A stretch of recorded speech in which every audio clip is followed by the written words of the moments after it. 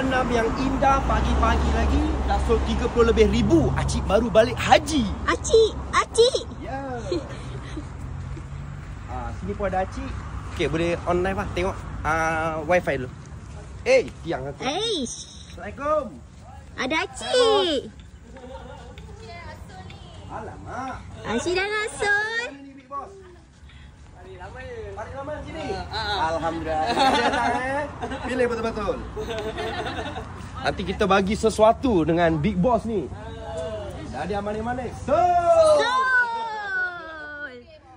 30. Alamak, bos. Live terus. Tapi Acik solat dulu. Acik sedang solat dulu Oh, 21,000. Sold. Oi, mana ni yang sold ni? Mana? Ya Allah. Yang mana, bos? Sofa 20 lebih ribu sold. Sold lagi. Cobra 19,000 mana yang sold tu? Alamak, bos. Berapa ni? Sold. Kabinet 11,000 pun sold. 12,000 bos. 12,000 lebih sold kabinet. Tadi ada acik tanya dekat Habis Enterprise, Bojan tak sempat turun, Cik Sam layan. Lambat sikit. Nak kabinet juga grade A 11,000. Cobra yang harga 18,000 tu mana? Sebelah sana. Lari, bos. Cepat lari.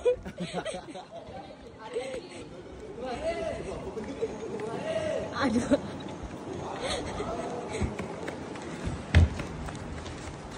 Cobra 19,000 sold lagi. Alamak. Sol lagi. Macam mana ni boleh sold lagi ni? Mesti tengok urat dia. Kenapa dia 19,000? Jap. Kita senang je nak compare. Jangan tengok design. Kita tengok detail. Woi, tengok ni. Tengok urat dia. Kayu jati jenis apa yang Bojan pakai ni? Nampak? Nampak tak celuring dia? Nampak tak urat jati emas dia? Senang je nak tengok jati grade A. Urat dia halus-halus, rapat-rapat. Tengok urat dia. Detailing. Ini namanya select. Dalam satu kayu jati tu, kita select tepi dia. Yang paling super, urat yang paling halus. Jati bukan sekadar jati, perabot jati bukan sekadar perabot. Dia adalah satu kesenian dan pembuatan yang super. Acik tengah solat. Ni sol.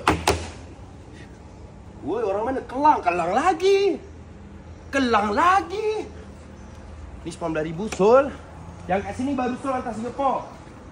Okey, yang kat sini ni Bojan baru gantikan yang baru. Dekat sini yang 19,000. Ini bukan 19,000 ni atas 20,000. Sol juga.